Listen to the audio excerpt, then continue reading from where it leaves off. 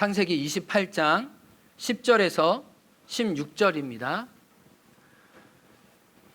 형제 한 절, 자매 한 절씩 서로 교독하도록 하겠습니다. 창세기 28장 10절, 우리 형제님들 같이 먼저 봉독합니다. 야곱이 브에세바에서 떠나 하란으로 향하여 가더니 한 곳에 이르러는 해가 진지라. 거기서 유숙하려고 그곳에 한 돌을 가져다가 베개로 삼고 거기 누워 자더니 꿈에 본즉 사닥다리가 땅 위에 서 있는데 그 꼭대기가 하늘에 닿았고 또 본즉 하나님의 사자들이 그 위에서 오르락 내리락 하고 또 본즉 여호와께서 그 위에 서서 이르시되 나는 여호와니 너의 조부 아브라함의 하나님이요 이삭의 하나님이라.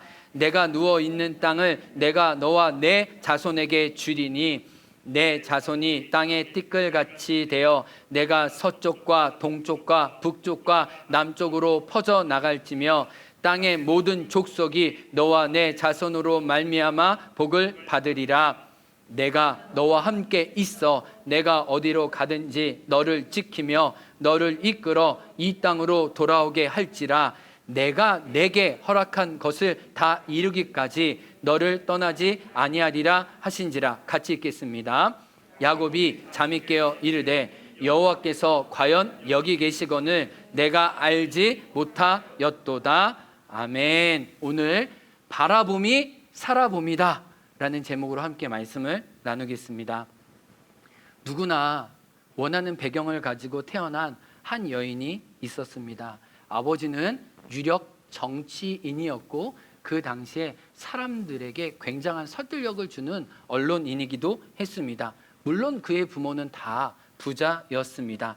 모자랄 것 없는 환경에서 자란 이 여인은 부모님에게 또 뛰어난 미모도 물려받았고 다재다능한 능력 등에 사람들에게 주목을 받는 삶이었습니다. 얼마 지나지 않아 영국 무대에서 누구나 알아주는 최고의 배우가 되었습니다. 그녀가 나오기만 하면 사람들은 우레와 같은 박수를 쳐주었습니다. 사람들은 그녀가 하는 공연을 보기 위해 긴 줄을 서서 표를 사야만 했습니다. 그녀의 포스터가 사람들 집에 걸리기 시작했고 그녀는 요즘 말로 하면 요즘의 아이돌이었습니다.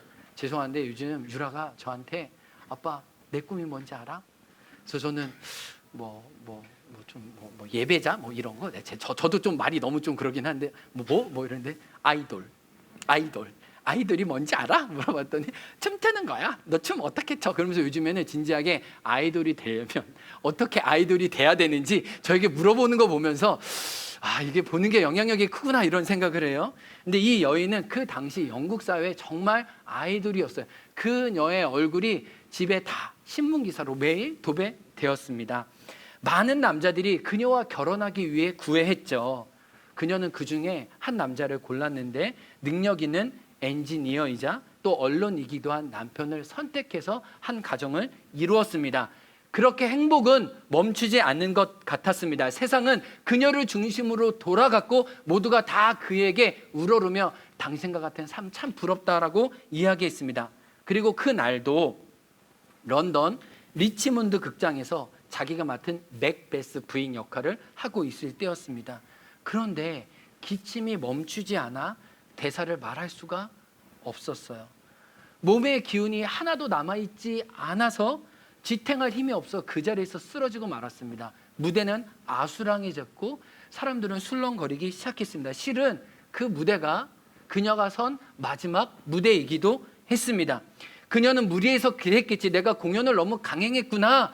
좀 쉬면 되겠지라고 생각했는데 진료를 받자마자 의사에게 청천벽력 같은 소식을 듣게 됩니다. 폐렴이 아주 심해서 생명이 위독하다는 겁니다. 당장 멈추고 치료를 받아도 회복되지 않을 수 있다는 사형 선고와 같은 이야기를 듣습니다. 근데 우리도 어릴 때 생각해 보면 폐결핵을 앓으면은 이 치료가 쉽지 않아서 크리스마스 실 같은 거 사고 했으니까 지금으로부터 200년 전에 이 영국에서 폐결핵이 그렇게 쉬운 질병이 아니었다는 겁니다. 그런데 이 여인이 두려워하고 공포에 사로잡힐 수밖에 없었던 것은 자신의 어머니도 자신이 5살 때 폐결핵으로 돌아가셨어요. 그러니까 어머니가 죽은 것을 그 어린 나이에 봤죠. 그리고 자기의 친언니도 폐결핵으로 요양 중에 있었고 요양 중에 언니도 죽었어요.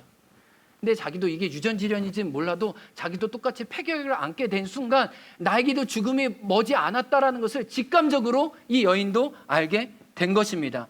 인생의 최고점 32살에 얻었던 폐결핵은 한순간 그녀를 나락으로 떨어지게 만들었어요.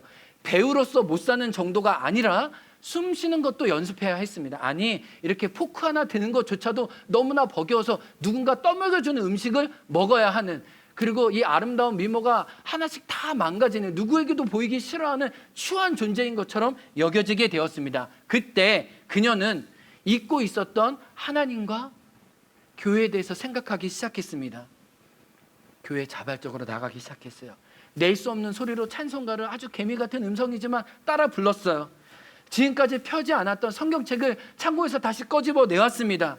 무대 위에 설 때는 보이지 않았던 하나님이 무대 아래 저 인생의 밑바닥에 다시 부를 때 그분이 자기를 찾으신다는 확신을 조금씩 갖게 되었어요. 그리고 그녀는 성경책을 사람들에게 읽어달라고 하고 기운이 좀 되면 책상에 앉아서 성경책을 조금씩 읽어가기 시작했습니다. 그것이 오늘 우리가 읽은 창세기 28장이었어요. 이 여인도 창세기 28장을 읽어가면서 놀랍게 성령의 감동을 통해 야곱의 삶이 자기 자신의 삶인 것을 깨닫게 됩니다.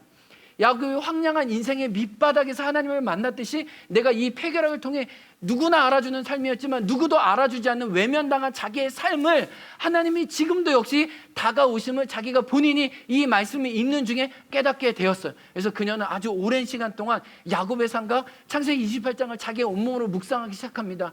하나님이 야곱을 만나주셨듯이 내 삶의 회복이 나에게 있는 것이 아니라 하나님에게 있음을 깨닫게 되면서 간절히 기도하게 돼요.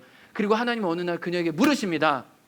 사랑하는 딸아, 내가 너에게 무엇을 해줄까? 근데 놀랍게도 이 여인이 이렇게 얘기합니다. 하나님, 내 폐결핵을 낫게 해주세요라고 기도하는 게 아니라 그날 어떻게 기도했냐면, 하나님, 내가 죽는 순간에도 주님께 더 가까이 가는 것이 나의 간절한 열망입니다. 주님, 내가 폐결핵을 안고 언제까지 살지는 모르지만 마지막 숨을 거둬 하나님 품에 안식할 때까지 이 땅의 여정이 하나님을 예배하는, 하나님 품에 가까이 가는 삶 되도록 나의 마음을 고쳐주세요. 그 열망으로 기도했고, 기도가 끝나고 난 다음에 자기의 마음을 종이에 적기 시작했어요. 그게 1절부터 5절이에요. 그리고 그거에 멜로디를 붙였습니다. 그리고 그 노래가 우리 선교사님을 통해 우리 찬송가에 실렸는데, 그 찬송가가 338장입니다. 내 주를 가까이 하게 함은. 내 주를 가까이. 이것이 내가 주님께 드리는 마지막 한 가지 기도이자 소망입니다. 이 곡을 만드니 제가 이야기한 이 여자의 주인공은 사라 플라워 아담스예요. 그는 처음에 세상적으로 플라워, 꽃과 같은 존재였지만 주님 안에서 꽃과 같이 아름다운 존재로 변했어요. 그리고 그녀의 초상화의 복사본만 남았는데 그녀는 이런 미모를 가진 사람이었습니다. 그러나 말년에는 하나님의 빛을 보고 이녀는 육신적으로는 취해질 수 있지만 하나님의 영광을 모르는 여인이 되었어요. 근데 2절과 4절에 보면 사라 아담스는 자기의 소망을 이렇게 고백했어요. 이제 2절과 4절 저와 여러분이 같이 부를 거거든요. 마치 야곱인 것처럼, 마치 이 플라워 아담스처럼 같은 마음으로 이 고백으로 주님께 나아가기 원합니다. 내 고생하는 것 옛 야곱이 돌베개 베고 잠 갔습니다. 금에도 소원에 늘 찬송하면서 주께 더 나가기 원하. 4절 야곱이 잠깨요. 야곱이 잠깨요. 일어나는 돌단을 쌓은 것 봄 받아서 숨질 때 되도록 늘 찬송하면서 주께로 나가기 원. 우리 눈 감고 다시 한번 고백할까요? 야곱이 잠깨요. 야곱이 잠깨요.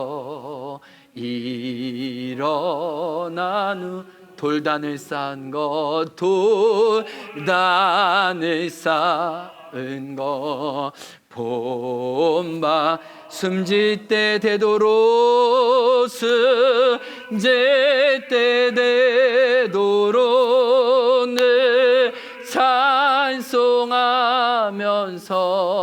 주께로 나가기 원합니다. 그리고 폐결핵을 앓은 후 10년 지난 42살 이 찬양의 고백처럼 숨질 때 내가 이제 주님 품에 안식합니다 고백하며 영광 중에 이 땅의 삶을 마쳤다는 거예요. 오늘 이 사라를 만나 주시고 야곱을 만나 주신 하나님이 저는 믿습니다. 동일하게 저와 여러분을 하나님이 만나주고 계시다는 걸요.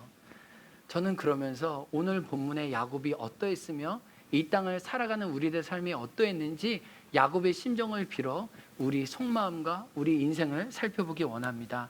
오늘 성경을 한번 보시겠어요? 11절에 보면 사실적이지만 은유적이고 문학적으로 야곱의 처지를 표현하고 있는데 11절에 보면 야곱의 상태를 보여주는 것이 해가 진지라 라고 나옵니다. 한 곳에 이르러는 해가 진지라 거기서 유숙하였다라고 얘기하는데 유숙한 게 아니라 정확히는 노숙자였죠. 그런데 여기서 해가 졌다는 것은 다만 물리적으로 해가 져서 밤이 되었다는 말이 아닙니다.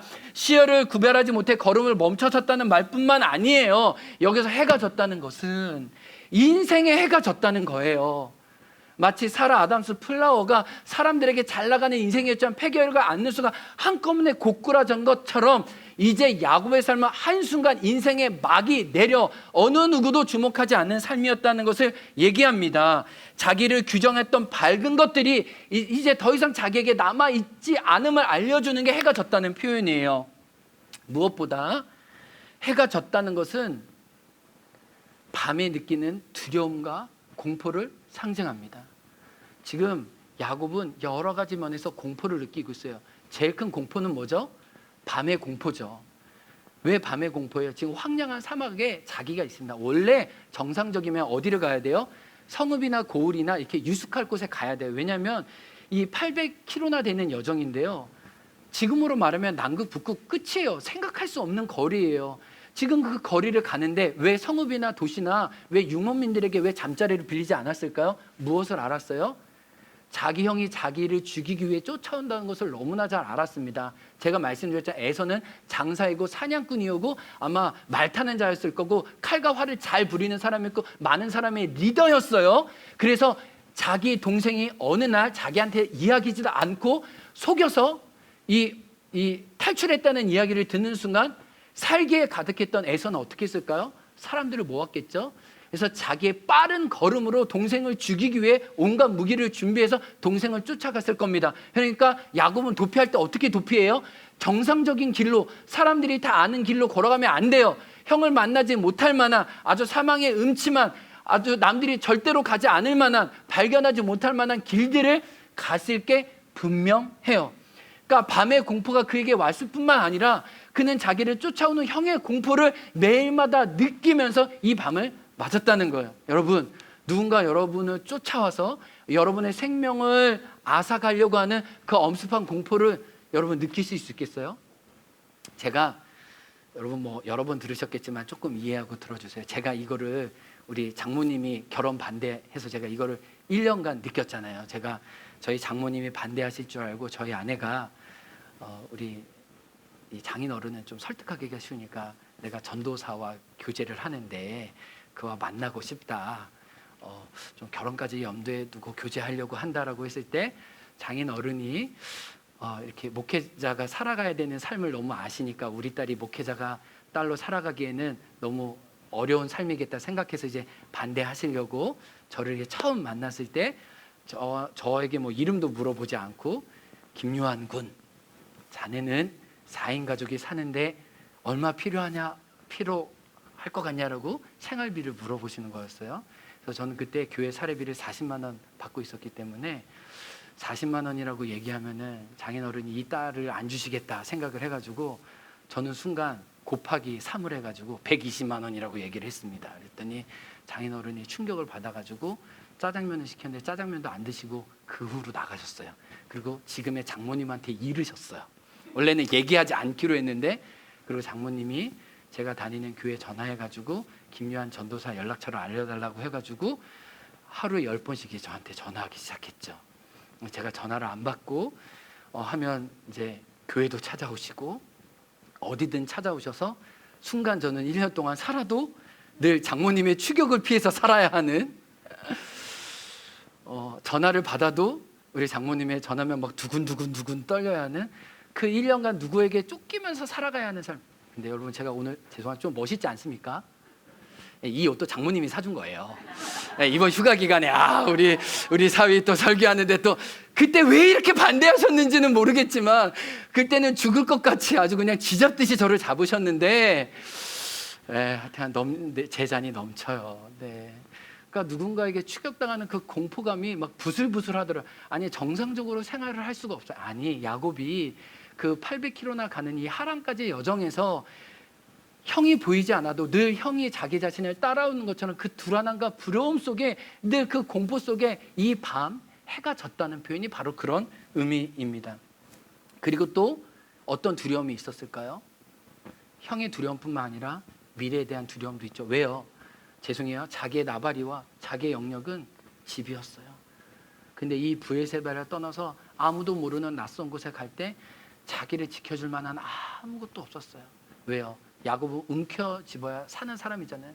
근데 움켜쥐는 게 없었으니, 자기를 규정할 만한 것이 없으니 자기는 어떻게 살아야 될지 그 미래에 대한 막막함과 불안함이 이 해가 졌다라는 표현 가운데 같이 있는 거예요. 그런데 다만 형에 대한 두려움, 미래에 대한 두려움, 이 밤에 이 위험만 있었다는 것이 아니라 오늘 본문의 해가 졌다라는 표현은 하나님과의 영적인 단절도 의미해요. 그는 하나님을 떠나서 살아서 이 죄의 결과를 지금 이 밤에 자기가 맡고 있다는 거예요. 여러분, 성경책 있으신 분들 한번 찾아주세요. 창세기 32장 31절이에요. 성경은 야곱의 삶을 빛과 어둠으로 아주 대조하고 있어요. 깊은 어둠 밤에서 야곱은 3번 하나님을 만났는데, 하나님을 결정적으로 만난 순간 창세기 32장 31절에 야곱이 하나님을 만나고 야복 가까이서 만난 하나님을 분이엘, 내가 하나님을 대면하여 보았다 라고 하고 하나님과 싸워서 이긴 자 이스라엘이라는 이름을 받고 난 다음에 하나님을 만났을 때 어떻게 됐습니까? 32장 한번 31절 읽어볼까요? 시작. 그가 분이엘을 지날 때에 뭐가 돋았고요? 뭐가 돋았대요? 여러분, 이거는 다만 이 물리적인 해가 떴다는 사실만 아니라 그 영혼과 마음의 해가 떴다는 거예요. 그는 여태까지 속임과 사기꾼으로 살아서 이 황량한 해가 진 삶을 스스로 초래했지만, 그가 하나님을 만났을 때 하나님으로부터 오는 밝은 해가 그 속에서, 그 안에서 일어났다고 성경은 아주 빛과 어둠의 이미지를 통해 야곱의 내면 세계를 이야기하고 있는 거예요. 그는 영적으로 죽은 상태였습니다. 그런데 그 영적으로 죽은 상태에 하나님 오늘 찾아오세요. 오늘 또 해가 졌다라는 표현이 나오고 11절 중간에 보면 또 야곱의 상태를 알려주는 한 구절이 있습니다. 그게 뭐예요? 한 돌을 가져다가 무엇으로 삼았습니까? 네, 얘기해 주세요. 돌을 가져다 뭐로 삼았어요? 이게 그 유명한 돌베개입니다. 돌베개는 차갑고 딱딱해요. 광야의 돌베개는 뾰족합니다. 사람이 베고 자기가 쉽지 않았을 거예요. 이 돌베개는 야곱의 또 다른 마음이기도 해요. 어떤 마음이에요? 하나님의 약속과 뜻을 믿지 않은 완악함이자 돌같이 굳은 마음이에요. 자신의 거짓과 속임수로 망가뜨린 관계의 상징이 그가 베고 잤던 돌이기도 해요. 돌에 닿으면 모든 것이 깨지듯 소중한 가족의 관계를 자신의 야망으로 깨트린 그의 완악함과 무지함의 상징이 바로 돌로 상징되는 돌베개라는 거예요. 그래서 우리가 성경을 읽을 때 해가 졌구나, 그냥 돌베개를 졌구나가 아니라 이 성경은 오늘 돌베개와 해가 졌다는 것을 굉장히 배경으로 깔면서 전체적인 메시지를 할 때 그가 그렇게 영적으로 심적으로 두려움과 공포와 완악함과 불순종 가운데 있었구나라는 전제를 우리는 알게 됩니다. 그런데 반전은 12절이 있었다는 거예요. 오늘 우리가 읽은 성경을 보면 그냥 야곱이 돌베개를 베고 잤다 이랬으면 우리가 아는 야곱이 아니었습니다. 그런데 12절에 보면 하나님은 그 야곱에게 찾아주세요. 아니, 야곱이 하나님을 찾은 게 아니라 하나님이 야곱을 찾아오셨어요. 요한복음 15장에 얘기했잖아요. 너희가 나를 부른 것이 아니라 내가 너를 불러 선택했듯이 하나님은 이 미련하고 이 완악하고 자기만 아는 자기 중심 덩어리에게 하나님이 어떤 분이신지 꿈을 통해 그에게 알려주고 계시다는 거예요. 만약에 저 같았으면 이 자식 쌤통이다, 너 그럴 줄 알았어, 죄의 대가 받아야지, 너 이제부터 고생길이다, 너의 죄의 쓴물을 받아 먹어야지 말씀할 법한데 12절부터 나오는 말씀, 하나님은 소망을 주세요. 위로해 주세요. 그를 까지 않으세요. 그를 탓하지 않으세요. 이런 미련 곰탱이, 너 이제 고생길이다, 이렇게 그를 저주하는 말이 아니에요. 그를 회복하시고 그를 보듬어 주시고 다시 일어나 걸을 수 있도록 그에게 영적인 상상력을 마음껏 불어넣으시는 하나님의 섬세한 손길이 있다는 것을 알게 됩니다. 오늘 이 꿈을 통해 하나님이 야곱을 어떻게 회복시켜 주신지 알기 원하는데요, 오늘 성경에 보면 여러분 이상해요. 한번 질문해 보면 좋습니다. 여러분, 우리 하영자매님 지난주 결혼 기념일 진심으로 축하드립니다. 그러면서 꿈을 꾼다고 얘기하나요? 꿈을 본다고 얘기하나요? 정상적이면 꿈을 꾼다가 맞죠. 그러면 오늘 성경을 보세요. 12절에 꿈을 꾼죽이라고 나왔습니까? 꿈을 본죽이라고 나왔습니까? 김혜연 선교사님, 성경책에 꿈을 꾼죽, 꿈의 본죽, 이상하지 않아요? 자기가 스스로 만든 꿈이 아니라는 거예요. 하나님이 보여주셨다는 거예요. 하나님의 마음과 소망이 보여지는데 여러분 12절과 13절에 보면 꿈에 보았다라는 표현이 3번 나와요. 12절 첫 번째로 보면 꿈의 본즉 나오고요, 또 12절 중간에 보면 또 본즉이라고 나오고 13절에 보면 또 본즉이라고 얘기하는 거예요. 그러면 이 꿈의 주도권이 야곱에게 있는 거예요? 하나님에게 있는 거예요? 하나님이 자기의 마음으로 야곱을 살려주기 위해서 야곱을 탓하지 않으시고 다시금 당신의 사람으로 부르기 위해 지금 열심히 애를 써서 자기의 온 마음으로 야곱을 설득하고 소망을 주고 있는 거예요. 그러면 오늘 본문에 야곱이 본 게 뭐예요? 12절 첫째 줄에 보세요. 야곱은 꿈의 본즉 뭐가 서 있었어요? 사닥다리가 땅 위에 서 있는 것을 보았습니다. 자, 첫 번째 야곱이 본 게 뭐예요? 이게요, 사닥다리보다는 정확하게 계단이라고 보시면 돼요. 계단. 그래서 한 이미지가 나올 텐데 이 이미지를 한번 보시면 이게 잘 보이시는지 모르겠어요. 계단이 있어요. 계단이. 사닥다리가 계단이 아니라 땅에서부터 하늘에게까지 닿는 계단이 있는 걸 제일 먼저 봤다는 거예요. 그러면 계단이 하늘까지 닿은 건 무슨 말이에요? 땅에서 느끼는 야곱의 두려움과 외로움을 하나님이 아신다는 표현이에요. 땅은 땅대로 있는 게 아니라 너의 땅의 현실이 나 하늘에 다 있다는 거예요. 내가 주목해서 너 땅 아래 형편을 보아 안다는 거예요. 널 외면치 않고 하늘의 하나님이 너에게 다 이 계단을 내고 계시다는 거예요. 너의 삶이 땅에서는 끝난 것 같지만 아직 하늘에서는 너의 삶이 끊지 않고 내가 너를 주목하고 있으니 너에게 아직 인간적인 가능성은 없을지라도 나에게는 너의 삶은 끝이 아니고 나를 향한 여정은 앞으로도 계속 시작될 것을 이야기하고 있는 거예요. 그러니까 이 사닥다리는 뭐예요? 하나님이 내가 너를 알아, 너의 형편을 알아, 너의 내면이 무엇인지 지금 알고 있다고 하나님이 계속해서 야곱에게 자기를 계시해 주시는 거예요. 그러면 두 번째 12절 보면 땅 위에 서서 계단이 꼭대기가 하늘에 닿았고 하늘에 닿은 계단을 또 보았는데 그 계단 사이에서 무엇을 봤습니까? 또 본즉 하나님의 사자들이 그 위에서 뭐를 해요? 오르락 내리락 하는 것을 봅니다. 이게 무슨 말일까요? 계단 난 것은 봤어요. 첫 번째 계단 난 것은 두 번째, 천사들이 오고 가는 것을 봤어요. 이게 무슨 얘기예요? 야곱은 지금까지요, 오늘 성경의 창세기 28장 11절까지 한 번도 멈춰 있었던 적이 없어요. 계속 움켜잡으려고 열심히 움직이는 삶이었어요. 근데 이제는 자기 자신을 도울 방법이 아무것도 없어서 누워 있었다고 얘기합니다. 근데 창세기 28장에 보면 누워 있다는 것을 굉장히 강조하고 있어요. 근데 자기가 누워서 자기 인생에 자기를 위해서 자기가 아무것도 할 수 없을 때 누가 자기를 위해서 대신 일하시는 분을 보여준 거예요?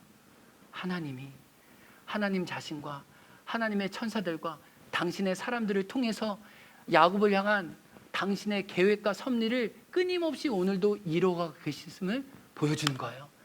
야곱이 자신의 인생을 자기가 아무것도 도움되지 못했을 때 하나님의 도움이, 하나님의 천사들이 그의 삶에 오르락 내리락 분주하게 움직이는 것을 보면서 야곱이 무엇을 알았을까요? 나의 열심이 아니라 하나님의 열심히 자기의 삶을 이끌고 계시고 자기 삶을 불현듯 새로운 소망으로 나가게 하신다는 것을 이 꿈을 통해 본 거죠.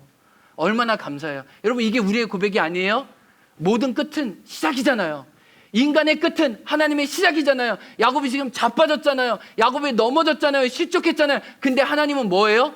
일어서서 열심히 당신의 일을 하고 계세요. 야곱이 생각지도 못했을 때, 야곱이 자고 있었을 때 하나님은 그를 위해 깨워서 열심히 당신의 일을 온 천하 만물을 동원해서 일하고 계시는 오는 것을 알려주고 있는 거예요. 13절 또 보세요. 13절의 마지막 세 번째 본 것은 무엇입니까? 처음에는 계단을 봤고요, 두 번째는 천사들이 오고 가는 것을 봤고요, 세 번째는 13절에 보면 또 본즉 여호와께서 그 위에 서서, 다른 말로 하면 계단 끝에 정중앙에 서서 그를 보고 계시고 그의 주인으로 계심을 보게 된 거예요. 밝은 빛과 영광과 위엄 중에 계신 하나님을 보게 된 거예요. 그러면서 하나님 뭐라 그래요? 야곱, 나는 너의 하나님이고 너의 아버지의 하나님이고 아브라함의 하나님이었다. 내가 너의 조상으로부터 약속한 그 약속을 이루기까지 임마누엘, 너를 떠나지 않겠다. 그런데 내가 너 위에 섰을 때 너는 내 앞에 무릎 꿇을 수 있겠냐? 너 인생의 주인으로 나를 다시 한번 모실 수 있겠냐? 너의 계획이 아니라 나의 계획으로 너를 향한, 너의 후손들을 향한 내가 이루어야 말 것을 너는 믿을 수 있겠냐라고 하나님은 오늘 야곱에게 계단 정중앙에서 묻고 계신 거예요. 여러분, 야곱은 야망을 위해 형 앞에는 섰어요. 아버지 앞에는 섰습니다. 그러나 누구 앞에 한 번도 쓴 적이 없죠? 하나님 앞에 한 번도 쓴 적이 없어요. 하나님 그래서 빛 가운데 영광 중에 나타나서 너 내 앞에 서보겠니? 하나님이 그 앞에 서서 자기 자신을 보여주실 때 오늘 17절에 보면 야곱이 두려워하여 자기의 베개를 세워서 기름을 붓고 하나님을 예배하게 됩니다. 그 정중앙에 계신 하나님을 본 순간 그는 노숙자에서 도망자에서 예배자로 새로운 정체성을 갖게 된 거죠. 사랑하는 성도님들, 이 말씀을 통해 저와 여러분에게 주시는 메시지는 무엇입니까? 하나님은 우리의 환경을 외면하지 않는다는 것입니다. 우리의 땅은 하늘의 하나님과 맞닿아 있습니다. 그것이 아무 누구도 거들떠보지 않는 황량한 광야일지라도. 주님 우리에게 어떤 메시지를 주십니까? 우리의 수고와 인간적인 방법이 멈춘 자리에 내가 나를 도울 수 있는 길이 아무것도 없을 때 하나님은 하늘에서 당신의 사람들과 당신의 은혜로 여전히 우리를 위해 일하고 계심을 오늘 본문은 강력히 보여주고 있습니다. 그래서 여러분, 하나님을 위해서 많은 일을 하려고 하기보다 하나님이 일하시는 것을 볼 수 있도록 여러분의 영안을 열어달라고 기도하는 것이 우리에게 더 중요할 것입니다. 마지막으로 하나님은 무엇보다 당신 자신을 우리에게 보이기 원하시는 겁니다. 13절, 본즉 여호와께서 그 위에 서서 여러분에게 말씀하기 원하신다는 겁니다. 야곱에게 말씀하셨듯이 사라, 플라워 아담스에게 그의 병중에 가운데 서서 말씀하셨듯이 여러분 인생의 꺼진 음침한 골짜기에서 하나님은 정 가운데서 밝은 빛과 위엄으로 여러분에게 하나님 자신을 보여주기 원하신다는 겁니다. 여러분, 우리 이 시간 이 말씀을 우리 자신의 것으로 가져오기 원합니다. 여러분, 하나님이 알지 못하시는 여러분의 삶의 처지는 아무것도 없습니다. 여러분의 계획이 멈춰졌다고 낙심하고 너무 곤비해하지 마십시오. 이 시간 찬양하고 기도할 때 하나님의 천사들이 여러분 삶에 오르락 내리락 하는 것을 보게 해달라고 여러분 기도하십시오. 내 야망과 인간적인 거짓으로 보이지 않았던 하나님의 거룩함과 그 위엄이 계단 정중앙, 아니 여러분의 내면과 삶 정중앙에 오늘도 찾아오고 계심에 두 손 들고 하나님께 나아가기 원합니다. 이 시간 우리 찬양하기 원합니다. 괴로울 때 주님의 얼굴 보라, 평화의 주님 바라보아라, 세상에서 시달린 친구들아 의로의 주님 바라보아라. 우리 야곱처럼 사라 아담스처럼 하나님, 저도 지금 저의 삶의 마음을 다 깨어지고 상한 마음을 부둥켜 안고 주님을 바라봅니다.